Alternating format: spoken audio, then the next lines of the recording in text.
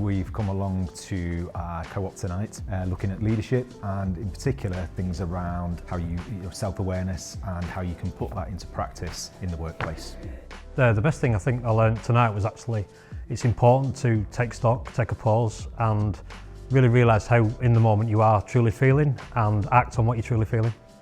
The world is an ever-changing landscape and we don't take enough stock on who we are, how we're feeling and you know, what do we want to do next. And what I'd say going forward is, you know, take that time, don't be afraid to be selfish, take a step out of it because actually it'll help you step forward. What I really enjoyed was that clear interaction of experience and that for me really shone through and it helped you reflect on how you can do things differently.